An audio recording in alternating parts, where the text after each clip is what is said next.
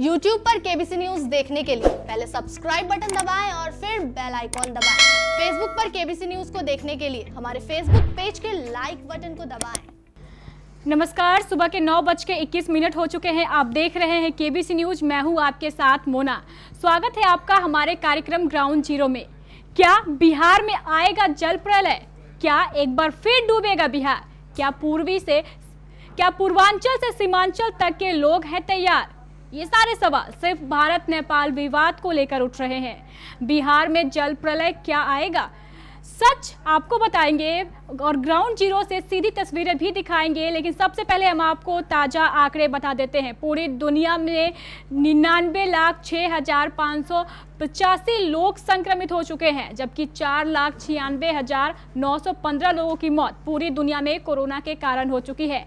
अगर ठीक हो चुके आंकड़ों की बात करें तो 53,57,996 लोग पूरी दुनिया में कोरोना को हरा चुके हैं।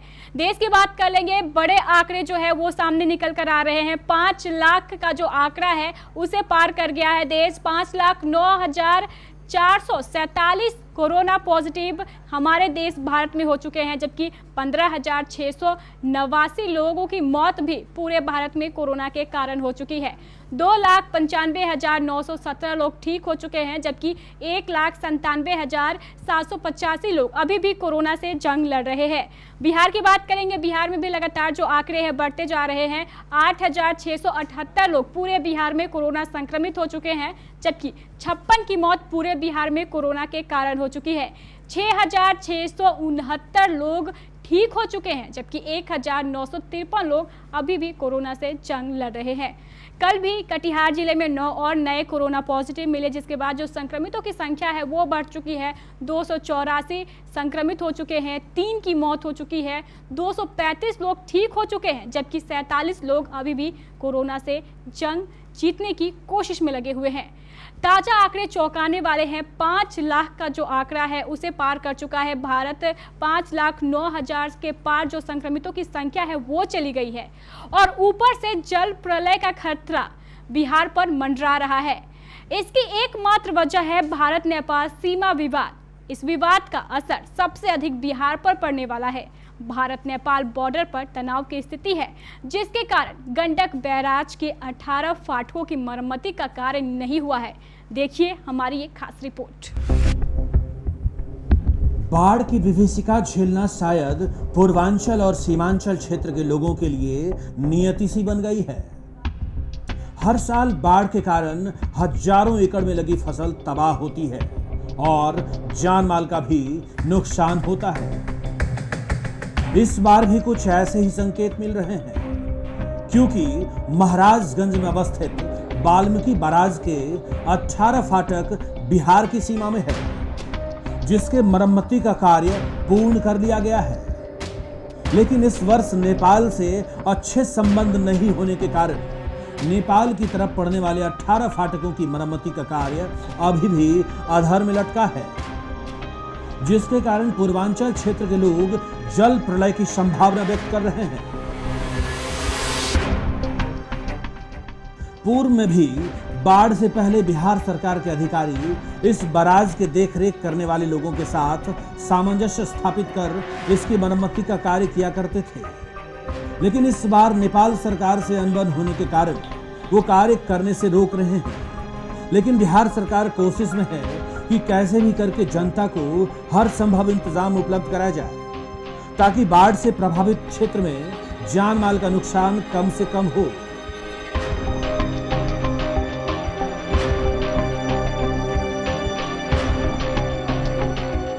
इधर कटिहार में जिलाधिकारी के द्वारा पूर्व से ही हर संभव इंतजाम किए जा रहे हैं, ताकि हमारे जिले को इस बाढ़ की विभीषिका से नुकसान कम से कम हो।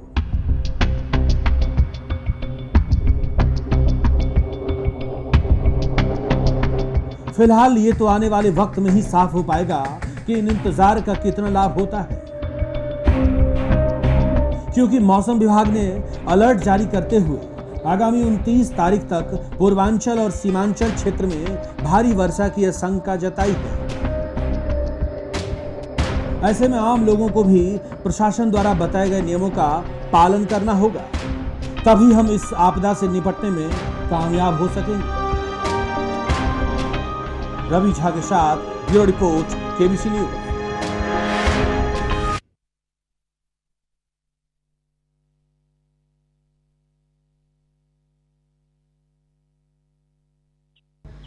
भारत हमेशा से नेपाल को अपना छोटा भाई मानता रहा है, लेकिन कुछ समय से जो विवाद चल रहे हैं उसके कारण 18 फाटकों की जो मरम्मती का कार्य है वो नहीं हो पाया।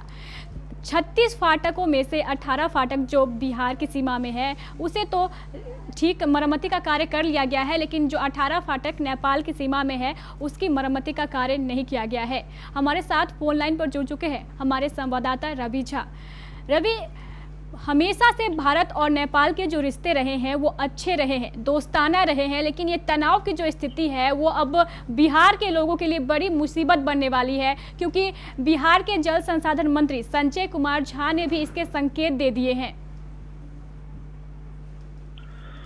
मोना, नेपाल से जो रिश्ते हैं अब ऐसे हैं कि वहां से कितना पानी आएगा, जो रिश्ता मतलब जो अभी अनबन चल रहा है उससे जो है जो बिहार का जो शोक है कोसी नदी, और कोसी नदी का जो दायरा है उससे अब धड़कनें तेज हो गई है। तो नेपाल से रिश्ते हैं, अब उन रिश्तों को देखते हुए वहां से कितना पानी आएगा, कितना पानी नेपाल छोड़ेगा, इसका अंदाजा अभी नहीं लग रहा है। नेपाल भारत के रिश्तों में जो बदलाव की आहट है उससे जो बिहार के बाढ़ आतंकित क्षेत्र हैं, खास करके कोसी क्षेत्र के आसपास, उससे लोगों की जो है धड़कनें काफी बढ़ी हुई हैं। कोसी में अभी बाढ़ नहीं आई है, लेकिन इस बार नेपाल कितना पानी छोड़ेगा और क्या बताकर भेजेगा या बिना बताए पानी छोड़ दे, यह सवाल जो है अभी गूंज रहा है। इससे कोसी के लोगों की धड़कनें बढ़ी हुई हैं और ऐसे में इस त्रासदी से बचने के लिए बिहार सरकार जो है तटबंध का निर्माण जो है जो रिपेयरिंग का काम था, मरम्मत का काम था, उसमें तो 18 जो फाटक हैं उसको ठीक ठाक किया जा रहा था। रिपेयरिंग का काम एकदम जोर शोर से युद्ध स्तर पर किया जा रहा था, लेकिन नेपाल से अनबन होने की वजह से जो नेपाल साइड से जो फाटक है उसका जो मरम्मती का कार्य था उसको रोक दिया गया है। फिर भी बिहार सरकार पूरा प्रयास कर रही है, भारत सरकार भी प्रयास कर रही है कि उससे बातचीत करके जो भी समस्याएं हैं उनको दूर किया जाए और जो मरम्मती का कार्य है वो समय रहते पूर्ण कर लिया जाए। जी मोना। रवि, जब दोस्ताना रिश्ते थे तब भी जो नेपाल था वो पानी छोड़ता था, जिसके कारण जो विभिन्न क्षेत्र थे वो बाढ़ की समस्या से ग्रसित हो जाते थे, डूब जाते थे। और अब तो जो रिश्ते हैं उसमें खटास आ चुकी है और अब तक जो हालात है वो बिगड़े हुए हैं। अभी भी नेपाल ने इजाज़त नहीं दी है उन 18 फाटकों को मरम्मती का कार्य करने की जो नेपाल में पड़ते हैं। तो क्या ऐसे समय में ये कहना ज़्यादा जायज़ नहीं होगा कि बिहार अब और बड़ी विभीषिका झेलने के लिए आतुर है? मोना, जो इसमें जो कोसी में जो हर साल 12 सेंटीमीटर यानी लगभग 5 इंच सिल्ट या गाद जम जाती है, इसके अनुसार गणना करें तो 1963 में कोसी तटबंध का काम पूरा होने के बाद 57 साल में नदी का तल लगभग 23.75 फीट ऊपर आ चुका है। और इस वजह से जो है 2008 में भी जो बाढ़ आई थी, जहां पर ये जो नेपाल तटवर्ती क्षेत्र में जो टूटा था, जिसमें कोसी आपदा हुआ था, तो ये भी उसमें भी काफी क्षति हुई थी।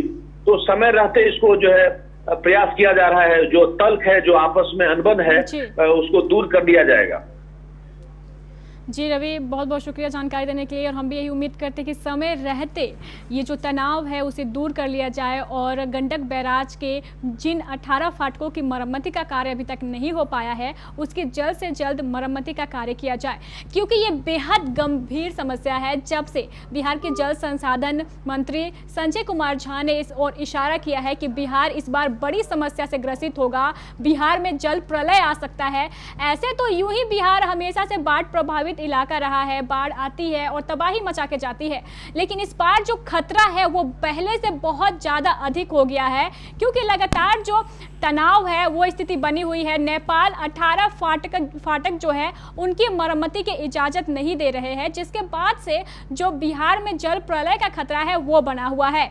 और हमारे ज़िले में जो कोसी, गंगा, महानंदा है वो भी नदियाँ जो है अब उफान पर है। तीनों नदियों पर हमारे जो संवाददाता है मौजूद है और वहां से ग्राउंड रिपोर्ट दिखा रहे हैं कैसे है वहां के हालात, जलस्तर में कितनी हद तक वृद्धि हुई है। क्योंकि 24 जून से 29 जून के बीच का जो समय है बिहार के लिए अलर्ट जारी किया गया है। बिहार के जो 14 जिले हैं उसमें बारिश को लेकर हाई अलर्ट जारी किया गया है और कटिहार भी इन जिलों में शामिल है।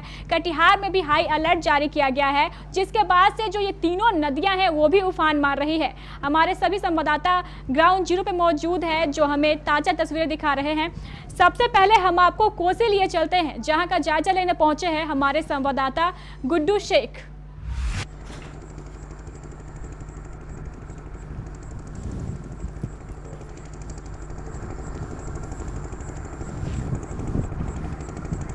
हम आपको कोसी की तस्वीरें दिखा रहे हैं। पिछले 24 जून से बारिश हो रही थी, हालांकि आज सुबह बारिश नहीं हो रही है, हल्की धूप निकली हुई है, लेकिन कब ये धूप बारिश में तब्दील होगी ये कहना थोड़ा मुश्किल है। लेकिन सुबह का समय है और आप देख सकते हैं जो हल्की धूप है वो निकली हुई है। 24 जून से हो रही बारिश के बाद आप देख सकते हैं कि कोसी का जो जलस्तर है उसमें वृद्धि हुई है। जो नदी पूर्णतः सूखी हुई थी लेकिन आज उसमें पानी आप साफ तौर पर देख सकते हैं।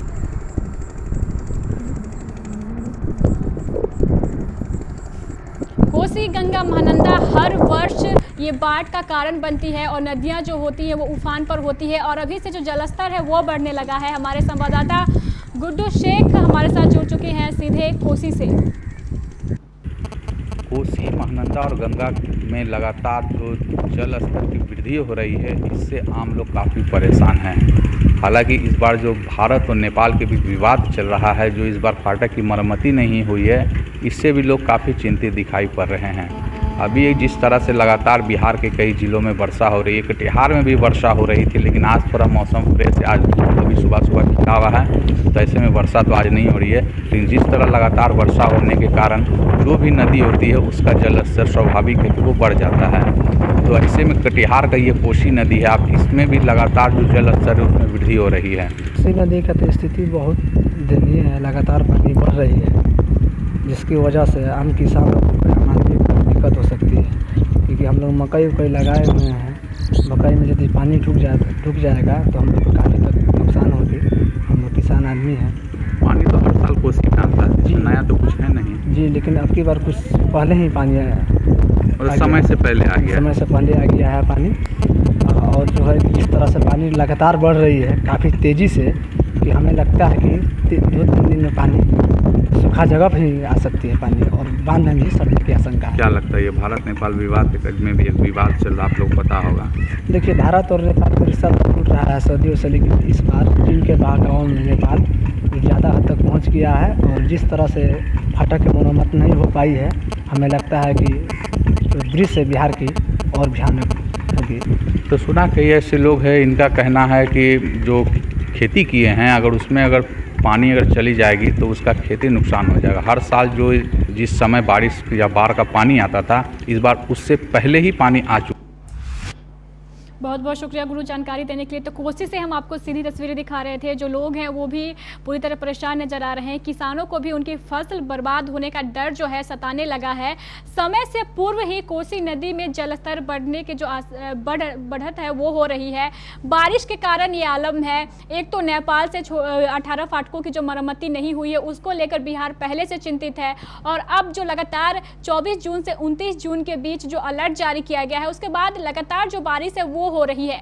आज सुबह की तस्वीरें हम आपको दिखा रहे थे, हल्की धूप निकली हुई है, लेकिन कब ये धूप बारिश में तब्दील होगी वो कहना थोड़ा मुश्किल है। लेकिन संभावना है कि दोपहर के बाद फिर से जो बारिश है वो शुरू हो सकती है। आपको कोसी का हाल दिखाया हमने, अब हम आपको बारसोई लिए चलेंगे और महानंदा उफान मार रही है या नहीं वो दिखाते हैं। वहां से हमारे साथ जुड़े हुए हैं हमारे संवाददाता जयराम यादव।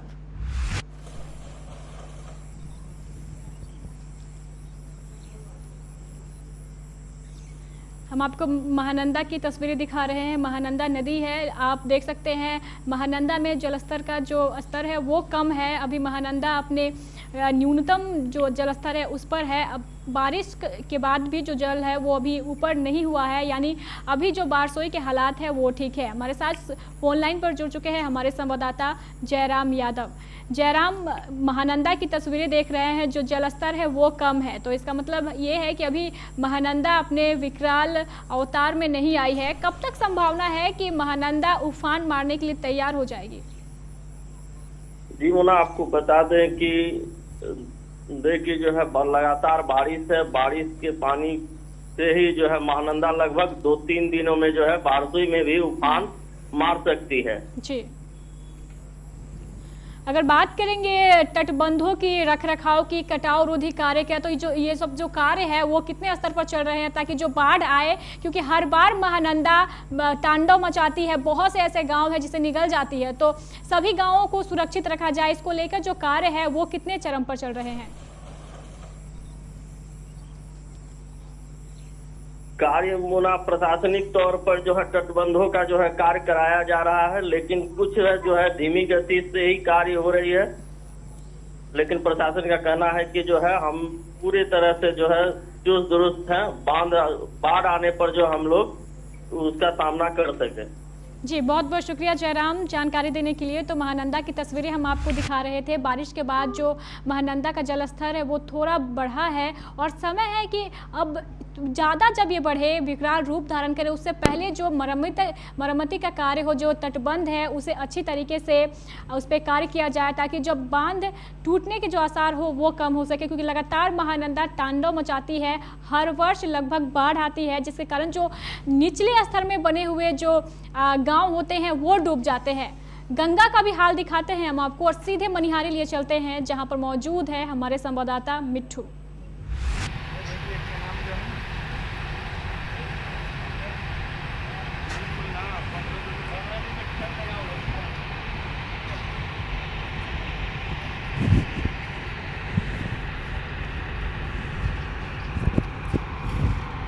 हम आपको मनिहारी की तस्वीरें दिखा रहे हैं, मनिहारी गंगा की तस्वीरें हम आपको दिखा रहे हैं। सुबह सवेरे की ये तस्वीरें हैं जब आप देख सकते हैं कि जो जलस्तर है वो गंगा में भी बढ़ चुका है। और हमारे साथ फोन लाइन पे मौजूद है हमारे संवाददाता मिट्ठू, जो जलस्तर है उसमें कितने हद तक इजाफा हुआ है, क्योंकि लगातार पिछले 3 दिनों से जो बारिश है वो हो रही है और अभी 29 जून तक जो अलर्ट है वो जारी किया गया है?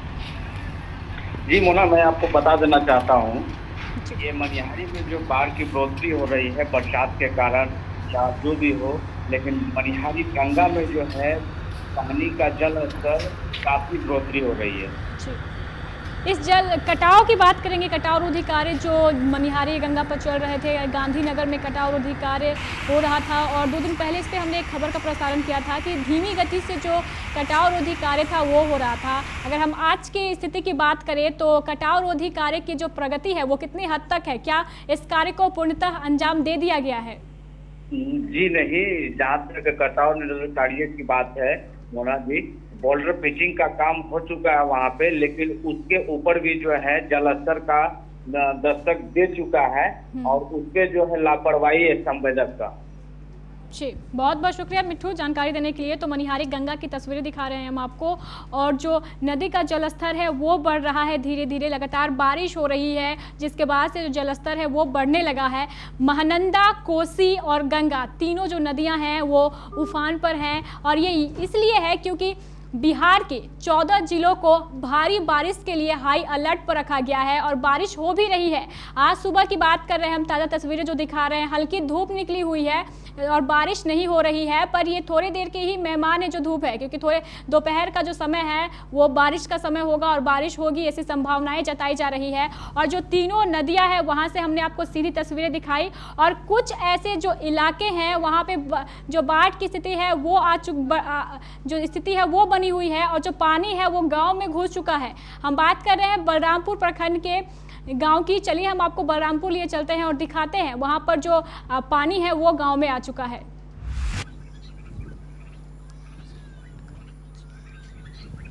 हम आपको बलरामपुर के शरीफ नगर पंचायत की जो तस्वीरें हैं वो दिखा रहे हैं। समय से पहले ही जो पानी है वो गांव में प्रवेश कर चुका है और आप देख सकते हैं कई ऐसे घर हैं जिसमें बाढ़ का जो पानी है वो घुस चुका है और लोग अपने घर को छोड़ अब दूसरे स्थानों की ओर पलायन करने को मजबूर है। जहां तक आपकी नज़र जा रही है आप देख सकते हैं पानी ही पानी नज़र आ रहा है। जो बाढ़ हर वर्ष आती है वो इस वर्ष कुछ पहले ही समय से पूर्व आ चुकी है और जो कई गांव है उसे अपनी चपेट में ले चुकी है। बलरामपुर के शरीफ नगर पंचायत की हम आपको सीधी तस्वीरें दिखा रहे हैं।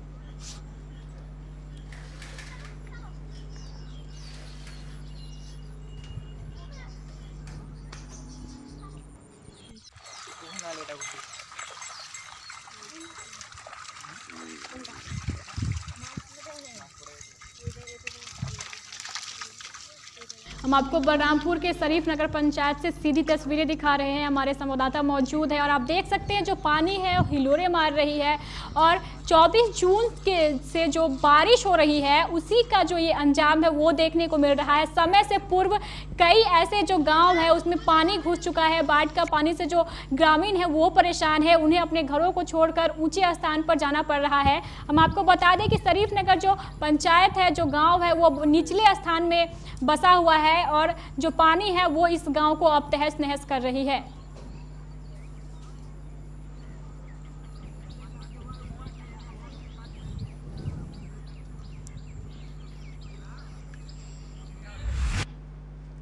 तो हमने आपको दिखाया कि बलरामपुर के शरीफ नगर पंचायत में जो बाढ़ है वो आ चुकी है। समय से पहले इस गांव में बाढ़ ने दस्तक दी है और जो पानी है वो लोगों के घरों में घुस चुका है, जिसके बाद जो ग्रामीण हैं वो ऊंचे स्थान की ओर पलायन कर रहे हैं। जिला प्रशासन द्वारा दावे किए जा रहे हैं कि बाढ़ से निपटने के लिए सारी तैयारियां पूरी कर ली गई है। कटिहार इस वक्त हाई अलर्ट पर है क्योंकि बारिश की जो मौसम विभाग ने संभावना जताई थी उसके बाद बिहार के 14 जिलों को हाई अलर्ट पे रखा गया था और 12 जिलों को रेड अलर्ट पे रखा गया है। कटिहार हाई अलर्ट पे है क्योंकि लगातार बारिश हो रही है और बारिश के कारण जो नदियों का जलस्तर है उसमें भी वृद्धि हो रही है।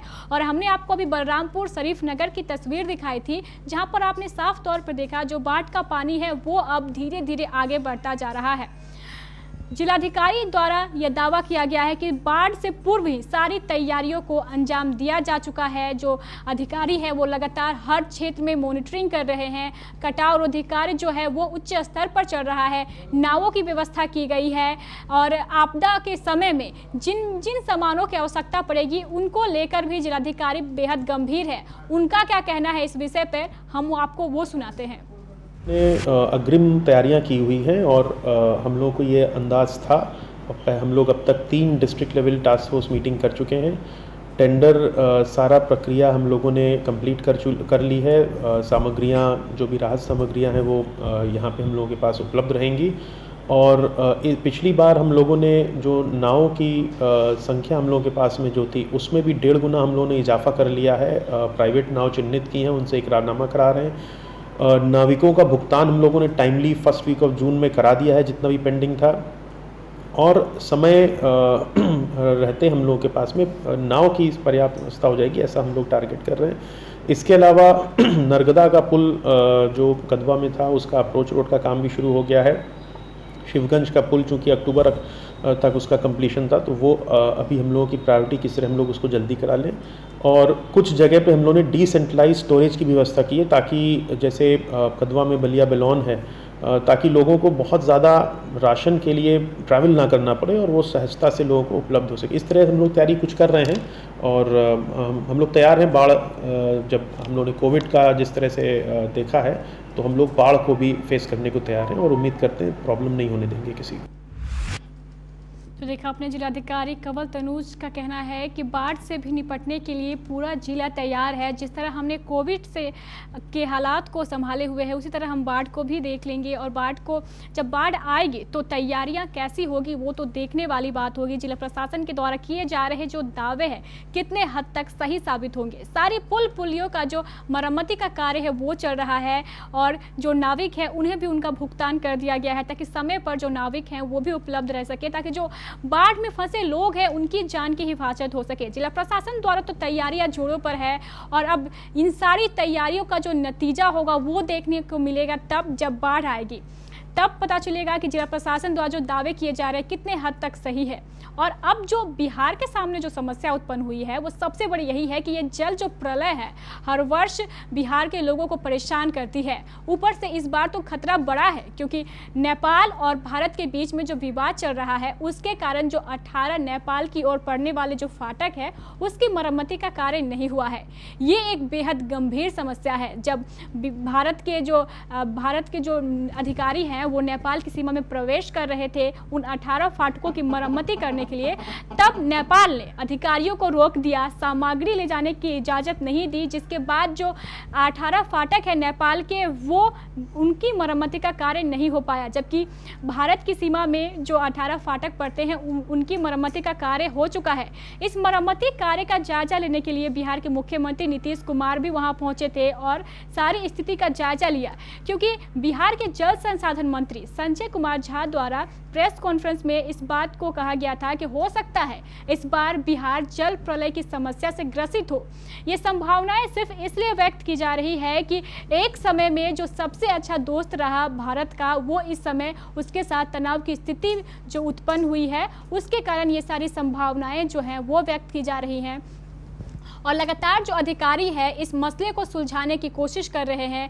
जब तक ये मसला नहीं सुलझता है, भारत नेपाल के बीच फिर से दोस्ताना रिश्ते नहीं बनते हैं, तब तक ये संभावना जताना कोई गलत बात नहीं होगी कि इस बार बिहार और बड़ी जल प्रलय की समस्या से ग्रसित हो सकता है। ऐसे ही हर वर्ष बिहार में जल प्रलय आती है, बाढ़ आती है, विभिन्न क्षेत्र जो है वो तबाह हो जाते हैं, लोगों का जनजीवन जो है पूरी तरह अस्त व्यस्त हो जाता है। लोगों को जो समस्या है उससे दो चार पड़ता है और इस बार तो ऐसी समस्याएं और अधिक हमारे सामने आएंगी और उससे निपटने के लिए जिला प्रशासन के द्वारा जो दावे किए जा रहे हैं वो देखने लायक होंगे।